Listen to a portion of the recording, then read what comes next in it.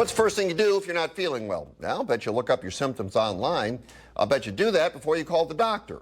Now, once you've diagnosed yourself, you can look up how to treat it. It's quick, it's easy, and it could also be wrong.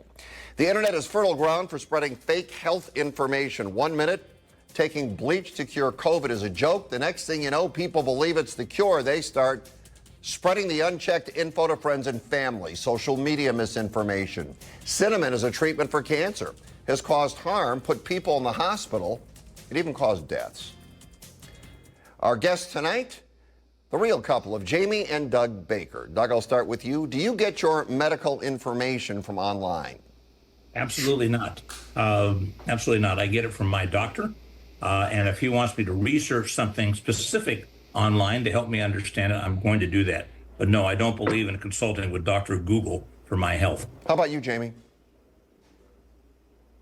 Why would I take my body and my health and Google it and find a cure? I have a doctor.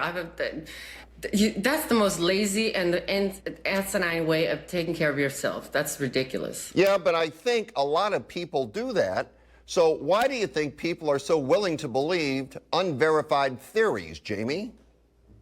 Because they're lazy and they're TikTok, this whole social media idiots. I mean, I know of somebody who believes wholeheartedly that shampoo and deodorant will cause cancer, so she washes her hair with vinegar. What? No. Doug, why do people believe these unverified theories? People love conspiracy theories, you know, and you see these things on the internet that say, here's something the medical professionals do not want you to know. Oh, my God, I got to know what it is. They don't want me to know.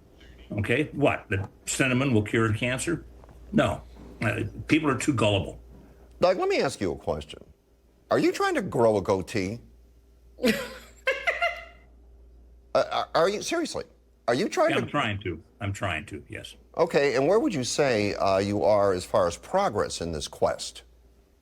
I'd say I equal the output of maybe a 14-year-old. Okay, and how long have you been trying? I've had this since we've known each other, Fred, for over a year.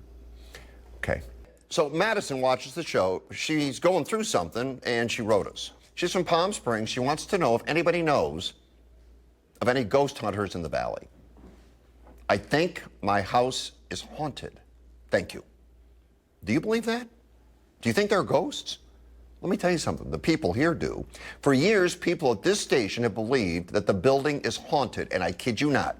Director Alex actually did an investigation to find out if the little KMIR ghost girl exists.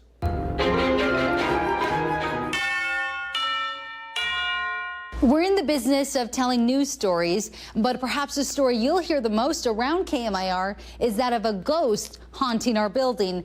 Tonight, we investigate desert spirits inside the KMIR studios. Every year around Halloween, we run a news special. It details the findings of a paranormal investigation that occurred more than 10 years ago. The findings of which were that the building is haunted by the spirit of a ghost girl. After many nights where the unexplainable occurred behind my back, I took it upon myself to investigate this anomaly and get some evidence of interactions with our happy haunt. If you would like to answer my question, touch the device for yes. Are you a child, yes or no? Having worked in different parts of the building, I had to investigate as many sources of potential paranormal activity as I could. From the garage to the conference room, I attempted communication in as many spots as possible. Are you free to roam around the building? Do you know of Tiani, the black-haired girl who comes in here?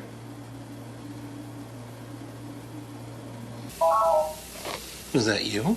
Did you make that noise for me? We are back here in the radio room. Could you touch the green light on the chair for me?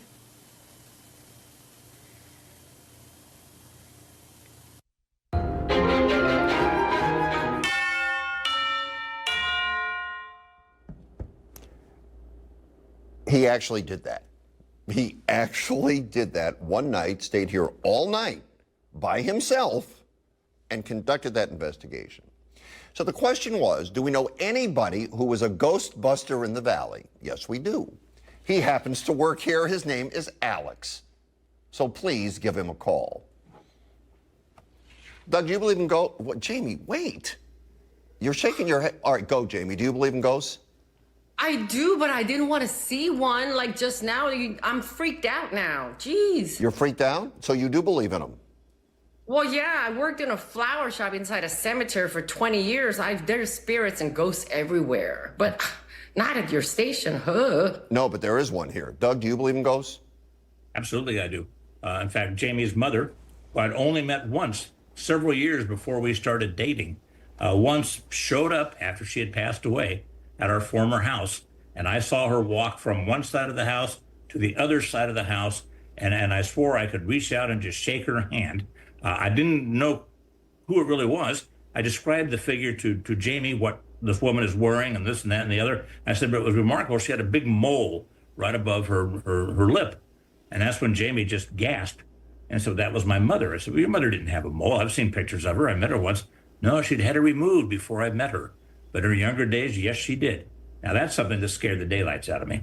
So you guys both do believe in them. Have you ever been contacted by a spirit? Jamie? No, and they don't. No, they don't need to. It wasn't above her lip. It was right over here. She had it surgically removed in the 70s. But I do believe there's spirits all among us. But to me, all the spirits around me are great, so I'm good.